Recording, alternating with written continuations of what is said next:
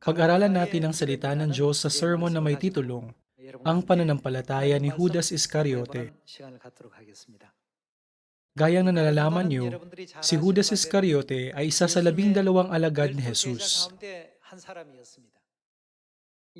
Bakit ipinagkanulo ni Judas Iscariote na isa sa 12 alagad si Jesus?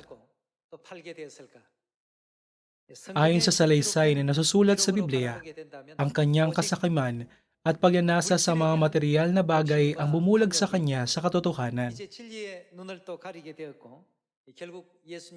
Sa huli, nagpatotoo si Jesus tungkol sa kanya na sinasabing, mabuti pa sana sa taong iyon ang hindi na siya ipinanganak. Hindi ibig sabihin na dapat na mawala sa ating buhay ang material na bagay mismo. Gayunman, dahil sa mga material na bagay, ang mga hangal na gawa gaya ng pagtalikod sa ating pananampalataya, pag-iwan sa katotohanan, at maging pagkakanulo sa Diyos ay hindi kailanman dapat na mangyari sa sayon. Sama-sama nating tignan ang 1 Timothy chapter 6 verse 7. Sapagkat wala tayong dinalang anuman sa sanlibutan, at wala rin naman tayong mailalabas na anuman. Ngunit kung tayo may pagkain at damit, masayahan na tayo sa mga ito. Ngunit ang mga nagnanais yumaman ay nauhulog sa tukso at nabibitag sa maraming hangal at nakapipinsalang pagnanasa na siyang naglulubog sa mga tao sa pagkawasak at kapahamakan. Sapagkat ang pag-ibig sa salapi ay ugat ng lahat ng uri ng kasamaan. Nang ilang nagnasa rito ay napalayo sa pananampalataya. Anong sinabi dito na mangyayari sa kanila? Maraming bagay ang maaaring magtulak sa atin palayo sa ating pananampalataya. Dahil sa pagnanasa sa makamundong karangalan, minsan dahil sa kasakiman sa mga material na bagay, minsan dahil sa mga isyu na kinasasangkutan ng kabilang kasarian at iba pang mga bagay. Ang iba pang di mabilang na bagay ay nagiging mga hadlang at mga batong katitisuran na humahadlang sa atin sa pagpasok sa kaharian ng langit. Masasabi natin na sa kaso ni Judas Iscariote, ito ay dahil sa salapi. Sapagkat ang pag-ibig sa salapi ay ugat ng lahat ng uri ng kasamaan, nang ilang nagnasa rito ay napalayo sa pananampalataya at tinusok ang kanilang mga sarili ng maraming kalungkutan. Kung gayon, ano ang dapat nating gawin? Tingnan natin ang verse 11. Ngunit ikaw, o tao ng Diyos, layuan mo ang mga bagay na ito at sumunod ka sa katwiran, sa pagiging makadiyos, sa pananampalataya, sa pag-ibig, sa pagtitiis at sa kaamuan. Makipaglaban ka sa mabuting pakikipaglaban ng pananampalataya, panghawakan mo ang buhay na walang hanggan na dito'y tinawag ka at ipinahayag mo ang mabuting pagpapahayag sa harapan ng maraming mga saksi. Ito ang sinasabi ng Biblia na dapat nating gawin. Paano nga ba tayo makababalik sa walang hanggang kaharian ng langit? Paano tayo makatatayo ng walang dungis at walang kapintasan sa harapan ng Diyos? Hindi ba dapat tayong mag-isip sa ganitong paraan? Sa mga lugar kung saan ibinibigay ang salapi kapalit ng isang bagay, tiyak na may mga kaso na nakukuha ito sa lehitimong paraan. Gayunman, maaring din tayong maharap sa napakaraming tukso na nakakamit sa di makatwirang paraan. Sa pamamagitan ng sermon ngayon na may titulong Ang Pananampalataya ni Judas Iscariote, pag-isipan natin ito kahit na si Judas ay isa sa 12 alagad ni Jesus. Ano ang bagay na laging nasa tabi niya? Buksan natin ang John chapter 12 verse 1.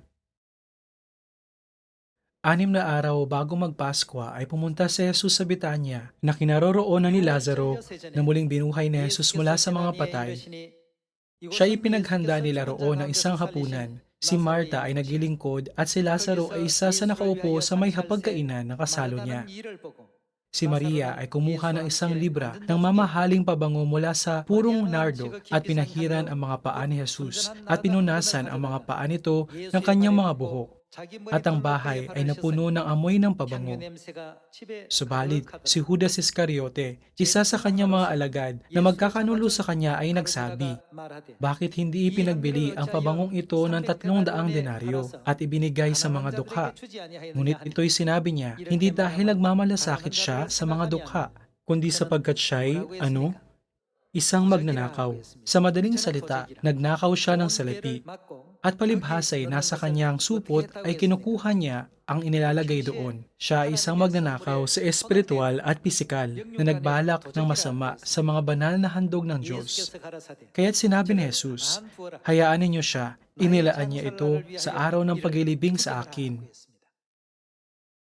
Sinabi ito ni Judas, hindi dahil sa naawa talaga siya sa mga dukha, kundi dahil kung ipagbibili ang mamahaling pabangong iyon at ilalagay ang 300 denaryo sa supot ng salapi, magkakaroon siya ng maraming pagkakataon na magamit ang pondo sa maling paraan.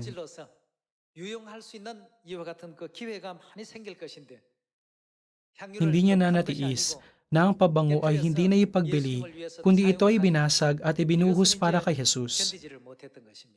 Ngayon, habang isinasaalang-alang natin ang posisyon ni Judas Iscariote na siyang namamahala sa supot ng salapi, makikita natin kung saan laging nagagaling ang tukso. Lagi itong nagmumula sa mga bagay na malapit sa atin. Sa kaso ni Judas Iscariote, ipinagkatiwala sa kanya ang supot ng salapi pero patuloy siyang nagnakaw mula rito. Kaya nilalarawan siya ng Biblia bilang isang magnanakaw, tama? Sa huli, napunta si Judas Iscariote sa kalagayang wala ng ibang kahihinatnan kundi ang mapunta sa walang hanggang impyerno sa halip na sa langit. Laging lumilitaw ang tukso sa mga bagay na malapit sa atin.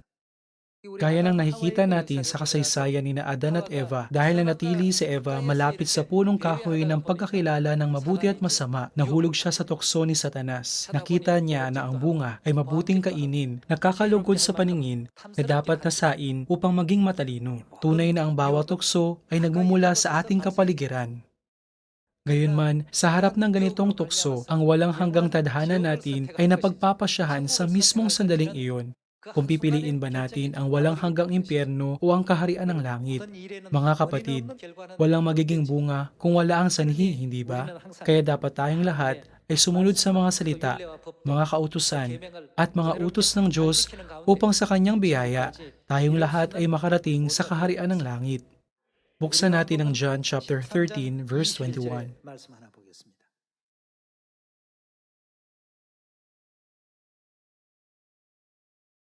Nang masabi ni Jesus ang mga bagay na ito, siya'y nabagabag sa spirito at nagpatotoo. Katotohanang sinasabi ko sa inyo, ako'y pagkakanulo ng isa sa inyo. Ang mga alagad ay nagtinginan sa isa't isa na hindi tiyak kung sino ang tinutukoy niya. Isa sa kanyang mga alagad na minamahal ni Jesus ang nakahilig malapit kay Jesus. Inudyatan siya ni Simon Pedro upang itanong kay Jesus kung sino ang tinutukoy niya. Kaya't yamang nakahilig malapit kay Jesus ay sinabi sa kanya, Panginoon, sino ba iyon? Sumagot si Jesus, siya ay yung aking bibigyan ng tinapay pagkatapos na maisawsaw ko ito. Kaya't nang maisawsaw niya ang tinapay, ay kinuha niya at ibinigay niya kay Judas na anak ni Simon Iscariote. Pagkatapos sa matanggap ang kapirasong tinapay, si Satanas ay pumasok sa kanya. Sinabi sa kanya ni Jesus, gawin mong mabilis ang iyong gagawin. Hindi nalalaman ng sino mang nasa hapag ang dahilan kung bakit niya sinabi ang mga ito sa kanya. Gayon din, pag ang isang tao ay patuloy na nagnanasa sa mga banal na handog ng Diyos at ginagalaw ang mga ito ng may masamang balak, sa huli, ang resulta ay papasok si Satanas sa kanyang puso. Sa pamamagitan ng aral mula sa nangyari kay Judas Iscariote, dapat nating pagnilay-nilayan ang paulit-ulit na paalala na dapat tayong maging mga taong mapagbiyayang pinangahawakan ang pag-asa sa kaharian ng Diyos sa pamamagitan ng katwiran, pagiging makadiyos at katotohanan. Sa mundong natin ngayon, maraming tao ang may matinding pagnanasa sa mga material na bagay. Naniniwala ang maraming tao na ang salapi ang pangunahing susi para malutas ang lahat ng problema sa mundo. Kahit na maraming ang ganitong tao sa anumang panahon, sinasabi sa atin ng Biblia na sa mga huling araw, ang ganitong uri ng kaisipan ay lalo pang mangingibabaw. Sa ganitong mga panahon, dapat nating hangarin ang higit na kabanalan at pagiging makadiyos sa harap ng Diyos. Araw-araw na iniisip, ano ang kalooban ng Diyos? Huwag tayong hangal na mabulag sa mga walang halagang bagay sa lupang ito upang hindi natin maiwala ang walang hanggang kaharian ng langit. Kung si Judas Iscariote na nasa tabi mismo ni Jesus ay pinanatili sanang dalisay at matuwid ang kanyang pananampalataya hanggang sa huli gaya ni na Pedro, Juan at Santiago, gaano sana siya kasaya na mamumuhay kasama si Jesus sa kaharian ng langit ngayon. Gayunman, ang masamang kagawian niya na galawin ng mga banal na handog ay nauwi sa pagbebenta kay Jesus sa halagang 30 pirasong pilak at sa huli ay napunta siya sa masamang landas na humantong sa pagpili ng walang hanggang impyerno. Mga kapatid, sinabi ng Diyos, ang anumang ihasik ng tao ay siya rin niyang aanihin. Sa huli, hindi ba't ito ang bunga ng kanyang pang-araw-araw na kaisipan, pananampalataya, at espiritu na hindi nararapat sa kaharian ng Diyos? Ayon sa Biblia, anong espiritu ang pumasok sa kanya? Sa John chapter 13, sinasabi sa atin na si Satanas ay pumasok sa kanya. Sa sandaling pumasok si Satanas sa kanya, nakipagsabuatan siya sa masasamang tao na nagnanais sa pumatay kay Jesus. Buksan natin ang Matthew chapter 26, verse 12. Sapagkat sa pagbubuhos niya ng pabangong ito sa aking katawan, ginawa niya iyon upang ihanda ako sa paglilibing. Katotohanang sinasabi ko sa inyo, saan man ipangaral ang magandang balitang ito sa buong sanlibutan, ang ginawa ng babaeng ito ay sasaysayin bilang pag-alaala sa kanya. Pagkatapos, isa sa 12 na tinatawag na Judas Iscariote ang nagpunta sa mga punong pari at nagsabi, anong ibibigay ninyo sa akin kung ibibigay ko siya sa inyo? At kanilang ipinagtimbang siya ng 30 pirasong pilak. At mula noon ay humanap siya ng pagkakataon na may pagkanulo si Jesus. Sa ganitong paraan, nakipagsabuatan si Judas Iscariote sa mga laging humahadlang at naninira sa ebanghelyo na ipinapangaral ni Jesus para may papako si Jesus sa krus. Sila ang masasamang spirito mula sa langit na nagpatuloy sa kanilang mapanlinlang na gawain sa lupa. Buksan natin ang Matthew chapter 27 verse 1. Kinaumagahan, ang lahat ng mga punong pari at ang matatanda sa bayan ay sama-samang nag-usap laban kay Jesus upang siya'y ipapatay. Siya'y ginapos nila, dinala sa labas, at ibinigay nila kay Pilato na gobernador at si Judas na nagkanulo kay Jesus na nakitang hinatulan na ito ay nagsisi at isinauli ang 30 pirasong pilak sa mga punong pari at sa matatanda na sinasabi, ako'y nagkasala sa pagkakanulo ko sa dugong walang sala. Ngunit sinabi nila, ano iyon sa amin? Ikaw ang bahala dyan. At inihagis niya sa templo ang mga piraso ng pilak at siya'y umalis. At ano ang ginawa niya? Humayo siya at nagbigti. Subalit, habang pinupulot ng mga punong pari ang mga piraso ng pilak, nagsabi sila, hindi matuwid na ilagay ang mga ito sa kabangyaman, sapagkat dugo ang kapalit ng halagang ito. Pagkatapos mag-usap, ibinili nila ang mga iyon ng bukid ng magpapalayok upang paglibingan ng mga dayuhan. Kaya't ang bukid na iyon ay tinawag na bukid ng dugo hanggang sa araw na ito. Nangyari ang lahat ng ito para matupad ang mga kasulatan alinsunod sa kalooban ng Diyos. Magpatuloy tayo sa verse 8. Kaya't ang bukid na iyon ay tinawag na bukid ng dugo hanggang sa araw na ito. Kaya't natupad ang sinabi sa pamamagitan ng propetang Jeremias na sinasabi, at kinuha nila ang 30 pirasong pilak, ang halaga niya na itinuring na halaga ng ilan sa mga anak ng Israel, at ibinigay nila ang mga iyon para sa bukid ng magpapalayo, gaya ng iniutos sa akin ng Panginoon.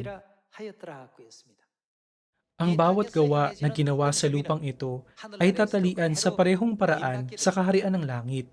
Isipin kung anong ginawa ni Maria sa lupang ito sa panahon ngayon. Isa itong mamahaling pabango. Nakakailanganin mong bayaran na isang bagsakan na katumbas ng ilang taon mong sahod para lang mabili ito. Gayunman, para kay Jesus, hindi niya ito tinipid. Nang makita ito ni Judas Iscariote, labis siyang nagalit at nagsabing, bakit mo ito inaaksaya? Habang pinagninilayan natin ang salaysay na ito, ginawa ba ito ni Maria dahil naisip niyang hindi mahalaga ang pabango? O ito ay dahil tinuturing niya si Jesus na mas mahalaga? Dahil napagtanto niya na mas mahalaga para sa kanya si Jesus, kumilos siya ng naaayon dito. Gayunman, si Judas Iscariote, sa kanyang kahangalan ay mas pinahalagahan ng pabango kaysa kay Jesus. Bilang resulta, ang masamang puso niyang ito ay lumago at nagpatuloy hanggang sa pumasok sa kanya si Satanas. Ipinagkanulo ni Judas si Jesus, kaya naipako siya sa krus. Pero ano ang nangyari sa kanya? Nakaranas siya ng isang kalunos-lunos na kamatayan. Nagbigti ng hindi man lang nagamit ang 30 pirasong pilak na natanggap niya. Ang kasong ito ay may kaparehong propesiya sa panahon ni David na kinakatawan ni Kristo. Sama-sama nating tignan ang tagpong ito sa 2 Samuel chapter 17. Basahin natin ang verse 22. Kaya tumindig si David at ang lahat ng taong kasama niya at sila'y tumawid sa Jordan. Sa pagbubukang liwayway ay walang naiwan kahit isa sa kanila na hindi nakatawid sa Jordan. Nang makita ni Ahitofel na ang kanyang payo ay hindi sinunod. Si Ahitofel ay ang tagapayo ni Haring David. Gayunman, nang nasa matinding pagkabalisa si David, si Ahitofel ay nagkanulo sa kanya at tumayo sa panig ng kanyang mga kaaway. Nagbigay siya sa kanila ng payo. Gayunman, namagitan ng Diyos para hindi tanggapin ang payo ni Ahitofel. Sila ay nahikayat na makinig sa isang lalaking nagngangalang Husay, sa halip na kay Ahitofel. Kanyang inihanda ang kanyang asno at umuwi sa kanyang sariling lungsod. Inayos niya ang kanyang bahay at nagbigti. Siya'y namatay at inilibing sa libingan ng kanyang ama. Si Ahitofel ay malapit kay David, gaya ng pagiging malapit ni Judas Iscariote kay Jesus. Tumayo si Ahitofel sa panig ng kalaban ni David at nagplano ng pakana laban sa kanya. Pero nang tinanggihan ng kanyang payo sa huli, bumalik siya sa kanyang bayang pinagmulan at nagbigti. Sa pamamagitan nito, makikita natin mula sa mga propesiya ng Biblia na si David ay kumakatawan kay Jesus at si Ahitofel ay kumakatawan naman kay Judas Iscariote. Si David at si Jesus, si Ahitofel at si Judas Iscariote. Dito, muli nating mapapatunayan na ang lahat ng propesiya ng lumang tipan ay natutupad din sa bagong tipan. Kung gayon, ano ang nangyayari sa lahat ng bagay na nangyayari sa lupang ito? Ang mga ito ay natutupad din sa langit. Dahil natutupad ang lahat ng naaayon, dapat tayo magsisi agad at tumalikod sa anumang salita o mga kilos sa ating buhay pananampalataya na hindi nagbibigay ng luwalhati sa Diyos, para makapamuhay tayo ng naayon sa kanyang kasiyasiyang kalooban. Sa kasalukuyan, maaring hindi natin lubusang naiintindihan ang lahat ng bagay. Gayunman, sa huling araw kung kailan hatulan ng Diyos ang lahat ng tao ayon sa kanilang mga gawa, siya mismo ang mag-aayos at magtatakda ng katarungan sa lahat ng ito. Kaya tayong mga anak ng Zion ay hindi dapat na maiwala ang ating mga pusong mapagpasalamat at dapat na sumunod sa Kanya ng tapat hanggang sa huli, saan man niya tayo akayin, tama? Pakiusap, tignan ng mabuti kung paano naglingkod ang mga tao sa Diyos nang dumating siya sa lupa sa laman. Kung paano nanampalataya ang senturyon sa kanya, kung paano siya tinanggap ni Sakeo, at kung anong saloobin ang pinakita ni Maria sa paglilingkod sa Diyos na naparito sa laman. Makikita nyo na ang mga taong kumilos ng ganito sa lupa ay nakatadhana para sa kaharian ng langit dahil sila ang mga taong kikilos din sa parehong paraan sa langit. Sa kabilang banda, ang mga taong gaya ni Judas Iscariote ay kikilos ng masama maging sa langit. Kaya minabasda na ng Diyos ang lahat ng kanilang gawa dito pa lang sa lupang ito. Pareho ito ng prinsipyo kung paano sinuri ng Diyos ang mga Israelita at nakita ng maaga ang mga bagay na ginawa ng mga Israelita sa loob ng 40 taon nila sa ilang para sa mga bagay na gagawin nila pag nakapasok na sila sa lupain ng Kanaan. Kaya mula sa araw na ito, nang may panibagong puso at bagong espiritu, maging desidido tayong lahat na lumakad sa Espiritu Santo at mamuhay ng naayon sa kalooban ng Espiritu Santo.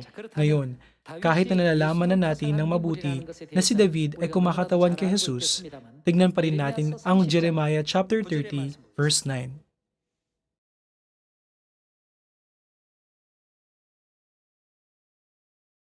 Ngunit kanilang paglilingkuran ng Panginoon nilang Diyos at si David na kanilang hari na aking ibabangon para sa kanila.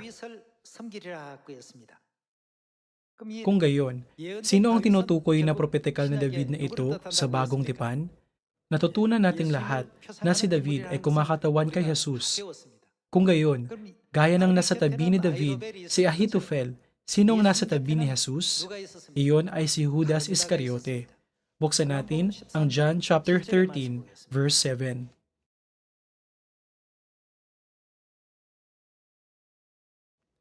Sumagot si Jesus sa kanya, "Ang ginagawa ko'y hindi mo pa nauunawaan ngayon. Hindi mo pa nauunawaan ngayon kung bakit ko ito ginagawa. Ngunit, ano?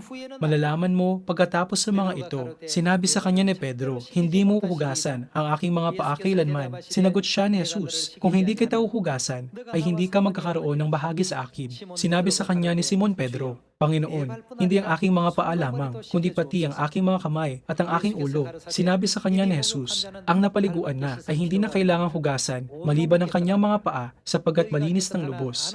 Kayo'y malilinis na, ngunit hindi ang lahat." Sapagkat nalalaman niya kung sino ang magkakanulo sa kanya. Kung gayon, anong sinabi niya? Siya ay magnanakaw at demonyo. Alam na ni Jesus noong una pa lang kung sino ang magkakanulo sa kanya. Kaya't sinabi niya, "Hindi lahat sa inyo ay malilinis." Tingnan din natin ang John chapter 17 verse 12. "Habang ako'y kasama nila, iningatan ko sila sa iyong pangalan. Sila na ibinigay mo sa akin. Sila'y binantayan ko, at isa man sa kanila ay walang napahamak, maliban sa anak ng kapahamakan, upang matupad ang kasulatan." Sino ang tinutukoy ng mga salitang ito? Sa huli, ang mga salitang ito ay tumutukoy kay Judas Iscariote. Pero kahit na alam na ito ni Jesus, lagi pa rin niyang isinasama si Judas Iscariote at lumakad kasama niya hanggang sa huli. Buksan natin ngayon ang Mark chapter 14 verse 20.